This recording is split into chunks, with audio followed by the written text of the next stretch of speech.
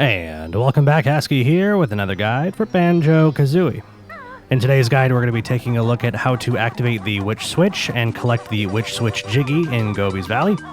I think this might be the hardest Witch Switch to get in the game, only because I guess you kind of have a sort of a time limit on being able to locate the Witch Switch and activate it. We're going to be going here into the big maze building in the center of the map, and once you enter that building, enter that maze, you have 60 seconds to do what you're going to do and get out of there. In this case, the Witch Switch is in there, so yeah, we have 60 seconds to find it.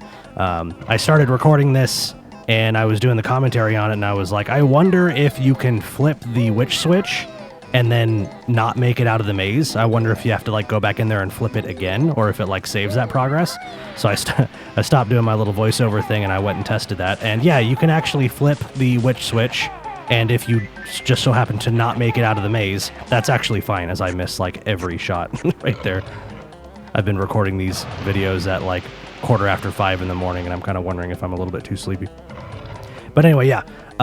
So in this clip here, we're going to be flipping the switch and making it out of the maze without dying. But just keep in mind, maybe that'll make you feel better going in here if you flip the switch, and that's all you're there for. If you're not doing music notes or collecting jiggies or jinjos or whatever, if you just so happen to not make it out of the maze, that's okay. Anyway, though, that's going to be the third little Sphinx guy, feeding those guys those eggs. Those ancients be hungry. Maze is now open, so we'll hop back over here and head on in. And I'll tell you what, this has nothing to do with the video, but standing there letting that timer run out while I was testing this a few seconds ago, the music gets intense. That song gets intense, man. Alright, here we are inside the maze now. And I think the easiest way to locate this thing is just to follow this go counterclockwise and just follow the outside wall. See, I'm just hugging the wall. I did have to make a little turn around that one dead end there, but otherwise, there it is. No problem. It is sort of obscured by the walls there. You do kind of catch a glimpse of it when you go through the maze regularly, because the exit's right there. You can see it. Let's take a look. When you walk through the exit, you kind of can you catch a little glimpse of the Witch Switch, and I think that's how you're supposed to figure out where it is. But if you're not paying attention and you don't notice it there, yeah, you can see there it is. Just a little something out of the corner of your eye. Anyway, though, this NPC is going to be real confused as I just like walk right past the Jiggy. It's like, no, the ancient relic, as I leave it exactly where it was. I was just sightseeing, man. Don't worry about it. Anyway, done with the level now. We're going to go ahead and head back out towards the exit pad. And then there's going to be one more little step involved in getting this Jiggy, sort of.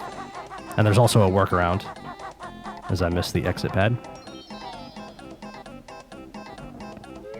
Alright, back outside. I could have just ran across this, taking the damage, but I guess we'll do it right. Alright, so just on the right-hand side of this room, as you come out of it, there's that big sarcophagus that's opened up.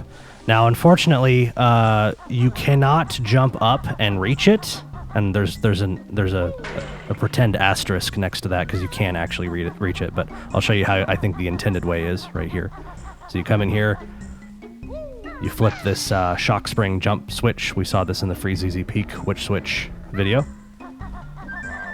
but I wanted to be sure that everyone saw how that was unlocked in this video as well, so we're doing it a second time.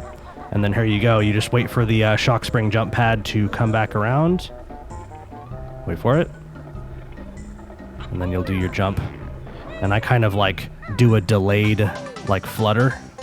I kind of wait for Banjo to come back down, and then you actually didn't see it a whole lot there, but anyway, so yeah, normally you wouldn't be able to do a backflip up and reach that, and I actually didn't record it, but you can if you do a backflip and then do a ground pound at the peak of your jump, you will actually reach it without the shock spring jump pad. So that's kind of interesting. Anyway, though, that's going to do it for my Witch Switch guide on Gobi's Valley. Thank you so much for watching. Coming up next will be Mad Monster Mansion for real this time, and I will see you in the next video.